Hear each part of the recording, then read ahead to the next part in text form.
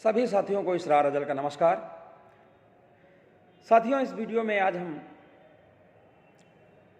Uttar Pradesh police regulation act के बारे में बातचीत करने जा रहे हैं। साथियों, ये वीडियो इस सीरीज का भाग 10 है। आज इस वीडियो में पर्टिकुलर ड्यूटीज़ के बारे में आपसे बातचीत करने जा रहे हैं। ये वीडियो इस एक्ट का दूसरा भाग है, इस एक्ट का दूसरा भाग है, बल्कि ये वीडियो सीरीज का 10वां भाग है। अब इसमें क्या आता है? चैप्टर 10 है। इसमें क्या आता है? थाने में की गई रिपोर्टें, reports made at police stations. क्या है? संज्ञेय अपराध की सूचना रिपोर्ट अंकित करने के नियम। कॉग्निजेबल ऑफेंस जो होते हैं उनको रिपोर्ट करने के कुछ नियम होते हैं। जब कभी किसी संज्ञेय अपराध को कारित करने की संबंधित सूचना थाने के थानाध्यक्ष को मिलती है, इंचार्ज को मिलती है, तो संज्ञेय अपराध की रिपोर्ट चेक रसीद बुक, जिसे पुलिस फॉर्म संख्या 341 होती है, उसमें 3 प्रतियों में तुरंत लिखी जाएगी। प्रारंभिक अन्वेषण द्वारा वास्तविक तथ्य सुनिश्चित होने के लिए समय देने के लिए किसी प्रकार विलंब न करके ये कार्रवाई शीघ्र की जाएगी।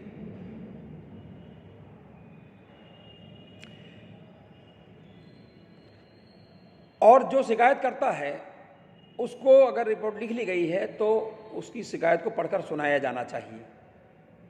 और जो 3 भागों में एफआईआर लिखी गई है उसको तीनों भागों में उसके सिग्नेचर बनवाना चाहिए या अंगूठा लगवाना चाहिए। यदि लिखी रिपोर्ट प्राप्त हुई है तो उसकी प्रति बनानी चाहिए, किंतु पत्रवाहक का हस्ताक्षर या अंगूठा निशानी लेने की आवश्यकता फिर वो नहीं है। सभी अवस्थाओं में थाने का जो इंचार्ज होगा उसे तीनों रिपोर्टों पर अपने हस्ताक्षर बनाने हैं और उस पर थाने की मोहर लगानी होती है। तीसरी प्रति एक पुस्तिका में रहेगी, द्वितीय प्रति उस व्यक्ति को दी जाएगी जिसने एफआईआर दर्ज करवाई है। तीसरी प्रति जो है उस पुस्तिका में रहेगी जो थाने में रहती है। द्वितीय प्रति जो है उस व्यक्ति जिसने रिपोर्ट दर्ज कराई उसको दे दी जाएगी। और मूल प्रति जो है यदि कोई हो तो संलग्न करते हुए मूल प्रति तुरंत पुलिस अधीक्षक द्वारा अधिकार क्षेत्र रखने वाले मजिस्ट्रेट को भेज दी जाएगी। उस मजिस्ट्रेट को भेज दी जाएगी जिसके यहाँ वो थाना संलग्न है। सिविल कोर्ट में या रिलेटेड दोनों से कंबाइन हो तो जहाँ भी जिस भी मजिस्ट्रेट के यहाँ, जुडिशियल मजिस्ट्रेट के यहाँ वो थाना संलग्न हो, वहाँ वो एफआईआर की जो मूल कापी है तुरंत भेज दी जाएगी। 3 प्रतियों में मूल एफआईआर तैयार की जाती है। साथी 3 प्रतियों में तैयार की जाती है और तीनों पे जो है शिकायतकर्ता के हस्ताक्षर होने चाहिए, उसको पढ़कर सुनाना चाहिए। तीनों पर भी जो है थाना प्रभारी के दस्तखत होने चाहिए, हस्ताक्षर होने चाहिए, थाने की मोहर लगी हुई नहीं होनी चाहिए। तो एक प्रति तो थाने में रख ली जाती है पुस्तिका बुक में, एक प्रति जो है उसको दे दी जाती है जो शिकायत करता है, एफआईआर जो कर रहा है उसको दी जाती है, और एक प्रति जो है थ्रो एसपी जो है जो मजिस्ट्रेट है जुडिशियल, जिसके यहाँ थाना वो थाना संबंधी थाना संलग्न है, अटैच है, उसके यहाँ भेज दी जाती है। शीघ्र भेजनी आवश्यक है। प्रथम सूचना रिपोर्ट यानी फर्स्ट इंफॉर्मेशन रिपोर्ट को देर करके भेजने का अभ्यास जब तक वे स्पेशल या जनरल डायरियों में संलग्न करके मुख्यालय को भेजी जा सकती हों, तुरंत उसे भेज देना चाहिए।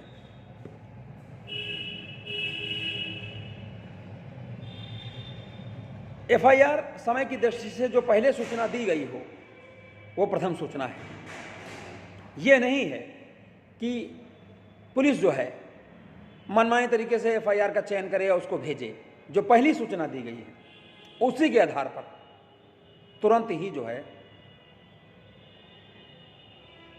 सूचना दी जानी चाहिए और एफआईआर अंकित होना चाहिए। जो कि पहली एप्लीकेशन गई उसी पे तुरंत एफआईआर ली जानी चाहिए 3 प्रतियों में। ये नहीं कि आराम से पुलिस 2-4 घंटे डिले करे और मनमानी तरीके से दूसरी एप्लीकेशन तैयार करवाए, दूसरी एप्लीकेशन ले और आराम से चयन करके 4 घंटे बाद लिखे, तो ये एफआईआर संदिग्ध हो जाती है जहां पर डिले हो जाता है।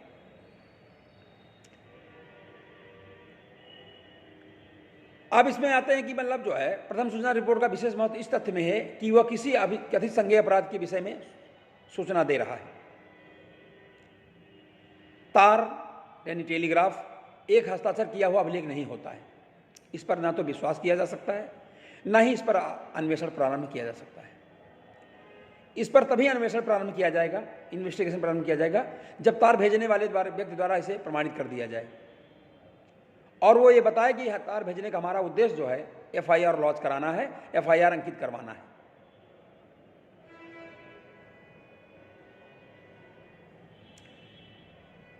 सभी रिपोर्टों और प्रविष्टियों को स्पष्ट और पठनीय लिखा जाएगा।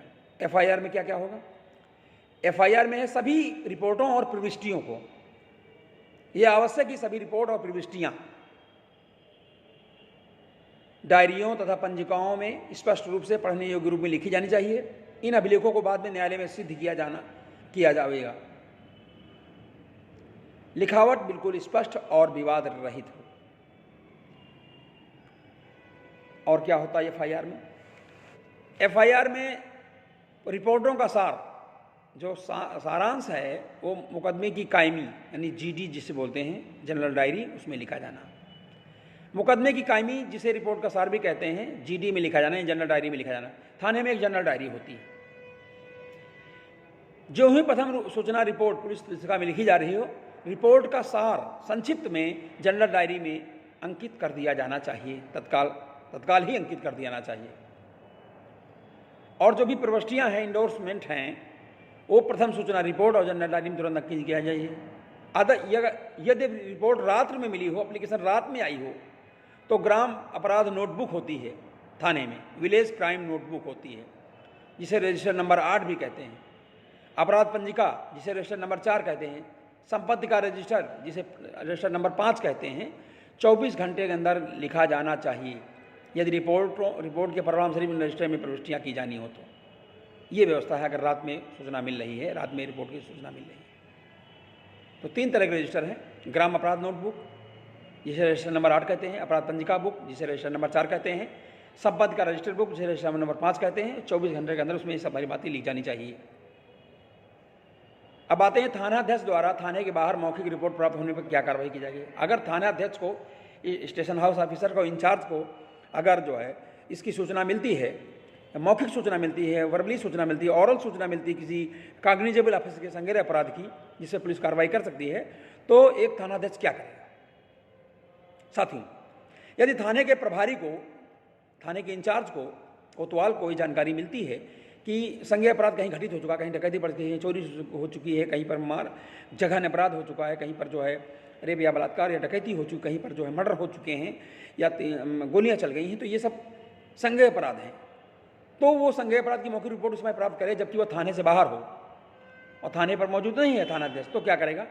और तुरंत अन्वेषण प्रारंभ करना चाहता हो तो जिस व्यक्ति ने रिपोर्ट किया है उसकी उपस्थिति अलग से न की जा सकती हो, तो रिपोर्ट लिखित रूप में ले लेगा और उस व्यक्ति ने जिसने मामले की रिपोर्ट की है उसका हस्ताक्षर और अंगूठा निशान लेने के बाद उसे लिखित रूप में व्यवहार किए जाने के लिए पुलिस थाने में भेज देगा। मान लीजिए थाने में नहीं है इंचार्ज, बाहर है, तो जो व्यक्ति शिकायत कर रहा है वर्बली, उससे कहा कि भाई एक एप्लीकेशन लिख दो, लिखने के बाद उसे हस्ताक्षर और दस्तखत करा लेगा और उसको तुरंत जो है अपने थाने में भेज देगा ताकि एफआईआर लॉन्च हो सके।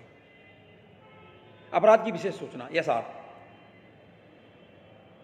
स्पेशल रिपोर्ट्स, जब कभी निम्नलिखित प्रकार के किसी अपराध की घटना रिपोर्ट की गई, जैसे डकैती की सूचना, लूट और तुच्छ मामलों के सिवाय जैसे कान की बाली छीन लेना, पुलिस द्वारा यातना देना, पुलिस अपेक्षा में निकलकर कैदी का भाग जाना, कूट रजित करेंसी नोट बनाना, कूटकृत सिक्के बनाना, सार्वजनिक धन का गंभीरता से हड़पा जाना जिसमें नोटों और पत्रों की हुंडियों या चोरियां भी शामिल हों, इनका, हत्या या बलवा सेंध लगाना, चोरी या विभिन्न वर्गों, संप्रदायों, राजनीतिक दलों के बीच शांति भंग होने वाले मामले, ये सारे मामले इन की रिपोर्ट की प्रतियां तुरंत लाल लिफाफों में अधीक्षक, जिला मजिस्ट्रेट, उपखंड मजिस्ट्रेट तथा मंडल निरीक्षक को डाक द्वारा अथवा हैंड टू हैंड, जो भी जल्दी से सूचना भेजने का तरीका हो, भेज दी जाएंगी।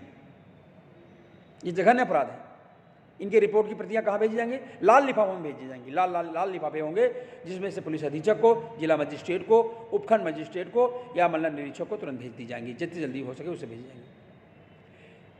टेलीफोन या तार जो सुलभ हों तथा विभागीय तार संहिता जिसकी प्रतियां तार घर के निकट सभी थानों में भेज दी गई हैं, अधीक्षक को ऐसे अपराधों की तत्कालिक सूचना तार द्वारा भी कर देनी चाहिए। अब इसमें कुछ कमेंट्स हैं, उसको देखें। जघन्य अपराधों में विशेष रूप से प्रथम सूचना रिपोर्ट की प्रति संज्ञान लेने में सक्षम मजिस्ट्रेट के पास धारा 157 जाब्ता फौजदारी के अंतर्गत अति शीघ्र भेजने की व्यवस्था करनी चाहिए। देर से भेजे जाने के दुष्परिणाम से बचना चाहिए। ऐसा स्वर्ण सिंह बनाम पंजाब राज्य में अब निर्धारित किया गया है। उसमें कहा गया कि स्पेशल रिपोर्ट को विलंब से भेजे जाने पर मजिस्ट्रेट द्वारा उसके प्राप्त करने के समय से प्रथम सूचना पत्र के लिए जाने के समय की धारणा की जा सकती है। स्पेशल रिपोर्ट एसआर उच्चाधिकारियों को भेजाने का उद्देश्य संज्ञेय अपराध घटित होने की सूचना तुरंत इस आशय से देना होता है कि शीघ्र घटना से उचित होकर घटना स्थल का निरीक्षण अधिकारी कर सके और विवेचक को विवेचना में आवश्यक दिशा निर्देश दे सके वरिष्ठ अधिकारी, इसलिए तुरंत भेजी जाती हैं लाल लिफाफों में भर के। अब आते हैं कि डीएम और एसपी को विशेष रिपोर्ट की प्रति भेजा जाना। जिला मजिस्ट्रेट तथा पुलिस अधीक्षक को सारे मामले अथवा वर्ग के मामलों में जिसमें विशेष रिपोर्ट हैं एसआर हैं उनको रिपोर्ट की प्रतियां तत्काल भेज दी जाएंगी। अब कुछ ऐसे शिकायतें भी मिलती हैं जो असंज्ञेय होते हैं, यानी नॉन कॉग्निजेबल ऑफेंस होते हैं, पिट्टी ऑफेंस, छोटे ऑफेंस होते हैं, उन्हें असंज्ञेय अपराध की श्रेणी में रखा गया है। जो 2 वारंट ट्रायल हैं वो सारे संज्ञेय अपराध होते हैं। जो वारंट ट्रायल नहीं, समन ट्रायल मामले हैं वो जो है असंज्ञेय अपराध होते हैं साथी। तो जो मामले वारंट ट्रायल नहीं वो असंज्ञेय अपराध हैं, 2 साल से कम की सजा वाले हैं वो असंज्ञेय अपराध हैं। इनके बारे में क्या नियम है वो भी साथियों देखें। जब किसी असंज्ञेय अपराध की रिपोर्ट की गई हो, जैसे मामूली मारपीट 323, 5,000, ये असंज्ञेय अपराध के मैटर हैं। छोटी मोटी चोरी 10-20-50 रुपए वाली, ये छोटे मोटे मामले, ये जो है असंज्ञेय अपराध है। तो जब किसी असंज्ञेय अपराध की रिपोर्ट की गई है तो असंज्ञेय अपराध की रिपोर्ट की एक नियंत्रण पुस्तिका होती है, चेकबुक होती है, जिसमें रिपोर्ट का महत्वपूर्ण भाग अंकित किया जाना चाहिए। पुलिस फॉर्म संख्या 347 से होता है। सूचना देने वाले से ये अपेक्षा की जानी चाहिए कि दोनों प्रतियों में से प्रत्येक में अपने हस्ताक्षर तथा अपना अंगूठा निशान बनाए। द्वितीय प्रति सूचना देने वाले को दी जाती है जो रिपोर्ट दर्ज करा रहा है, और मूल प्रति चेकबुक में रहनी चाहिए। रिपोर्ट का जो सारांश होता है ये भी जनरल डायरी में यानी जीडी में लिखा जाना चाहिए। यदि रिपोर्ट लिखित में हो तो इसमें के पत्र डायरी से संलग्न होना चाहिए।